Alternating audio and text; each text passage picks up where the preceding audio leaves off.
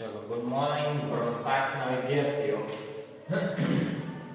પ્રકરણ નંબર 9 અને આ પ્રકરણનું નામ છે સમય સંખ્યાઓ.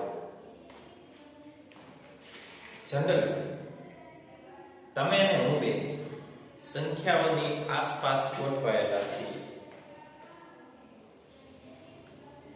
વસ્તુ ખરીદો તો નફો, વસ્તુ વેચો તો પણ નફો, અને એવી ને એવી રીતે વસ્તુ ખરીદો તો ખોટ, વસ્તુ વેચો તોય ખોટ, વેચો ખરીદો નફો ખોટ, આ બધી શું સમસ્યા? કેવી સમસ્યા? વિચારવા જેવું.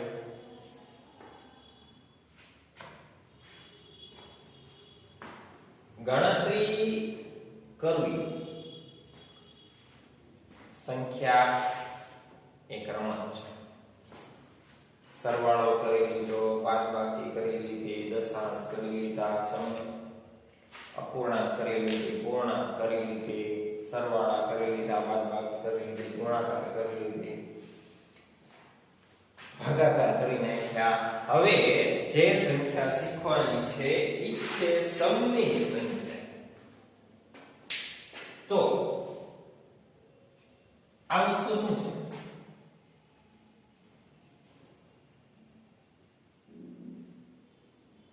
શૂન્ય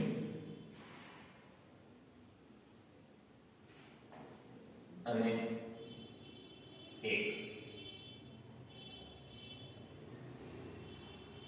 શૂન્ય તટસ્થ સંખ્યા,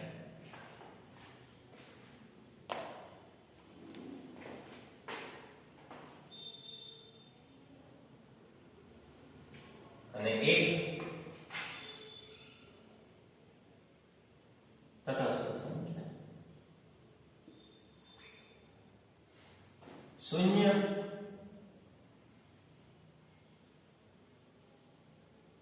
સરવાળો અને એક ગુણાકાર.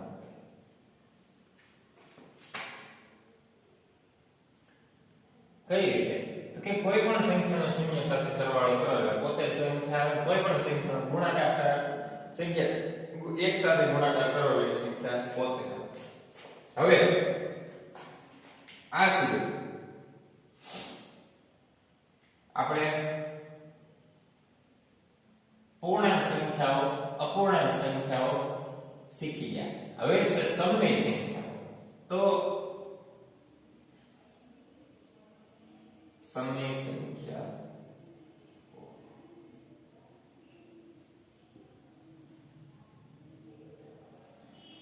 પહેલા તો સરસ મજાની ગુજરાતીમાં વ્યાખ્યા લખી નાખીએ.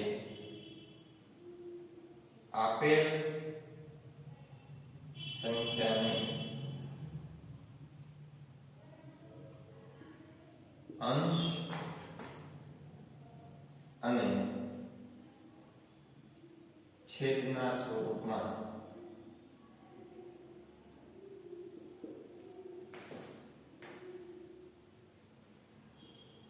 દર્શાવવામાં આવે છે.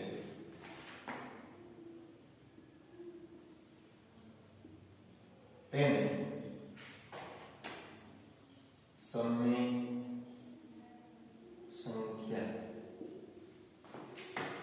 કહે છે. 0 એ સમય સંખ્યા છે.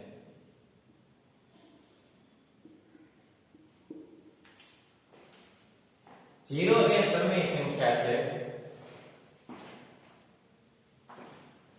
0 એ સમય સંખ્યા છે.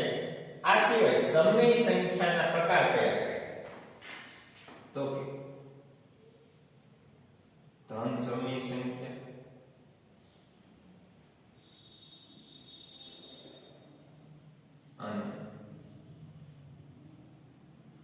ઋણ સમય સંખ્યા અહીંયા તમને પ્રશ્ન અસર થાય સમય સંખ્યા અને ઋણ સમય સંખ્યા એટલે શું તો કે આપણે શીખી ગયા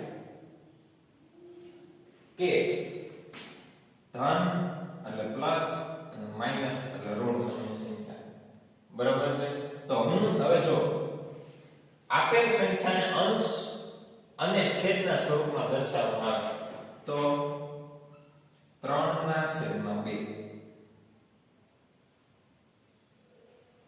અંશ અને છેદ એટલે કે p અને q તો આપણે બીજો પોઈન્ટ લખી શકીએ અંશને p વડે અને છેદને q વડે દર્શાવવામાં આવે છે અંશને p વડે અને છેદને q વડે દર્શાવવામાં આવે છે તો 3/2 એટલે આ કેવી થઈ ગઈ સમય સંખ્યા હવે જો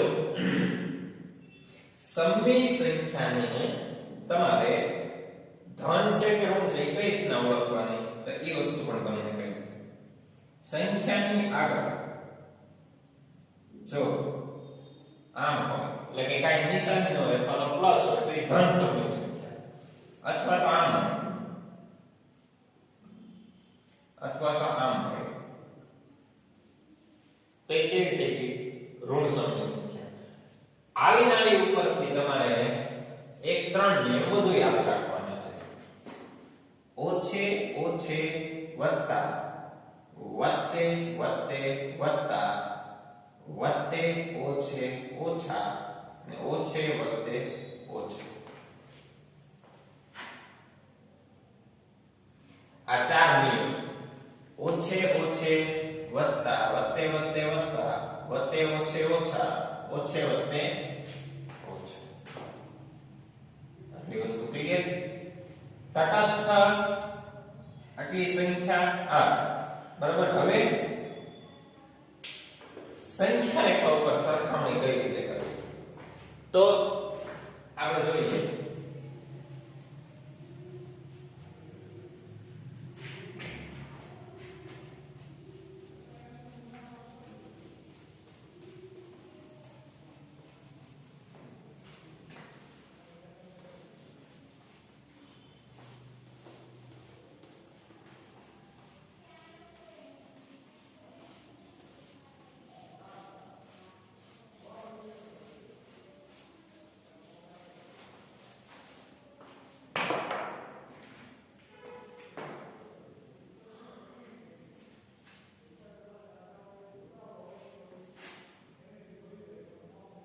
બરાબર આ શું છે સંખ્યા 0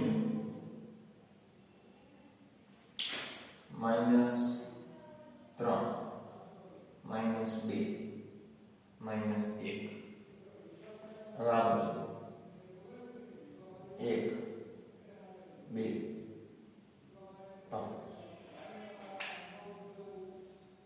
-1 -2 -3 એવી રીતે તમને રકમ પ્રમાણે આમ અનંત સુધી દર્શાવેલું હોય ને આ બાજુ પણ અનંત સુધી એટલે કે કઈ બાજુ સંખ્યા લખે છે હવે આ બે ની વચ્ચે જો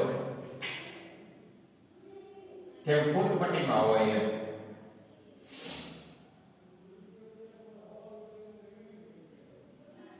જો 0 અને 1 ની વચ્ચે અડધો 1 અને 2 ની વચ્ચે દોઢ 2 અને 3 ની વચ્ચે અડધી 3 અને 4 ની વચ્ચે સાડા એવી રીતના આ બાજુ લઈ આવીએ 0 અને 1 ની વચ્ચે -1/2 1 અને દોઢ 2 ની વચ્ચે -1.1/2 અને આ બાજુ 2 અને 3 ની વચ્ચે -2.1/2 બરાબર છે તો આનું તમે સાદું રૂપ મેળવો તો 2 * 4 4 * 1 5 5 ના છેદમાં 2 અહીંયા માઈનસ આવશે માઈનસ 2 એકા 2 2 ને 3 ના છેદમાં 2 અહીંયા માઈનસ 1 ના છેદમાં 2 પછી વચ્ચે શૂન્ય 1 ના છેદમાં 2 2 ને 3 ના છેદમાં 2 અને 5 ના છેદમાં માઈનસ 5 ના છેદમાં 2 માઈનસ 5 ના છેદમાં 2 માઈનસ 1 ના છેદમાં 2 1 ના છેદમાં 2 3 ના છેદમાં 2 5 ના છેદમાં 2 બરાબર છે આટલી વસ્તુ ક્લિયર હવે આ સંખ્યા રેખા અને આ ચાર નિયમ ઉપરથી આપણે સરવાળા બાદબાકી ગુણાકાર અને ભાગાકાર અને છેવટે સરખામણી અને વચ્ચેની સંખ્યા આટલી વસ્તુ આપણે કરવાની છે બરાબર તો દાખલાની શરૂઆત આપણે નેક્સ્ટ લેક્ચર એટલે 9.1 ની શરૂઆત આપણે નેક્સ્ટ લેક્ચર થી કરશું ત્યાં સુધી થેન્ક યુ બરાબર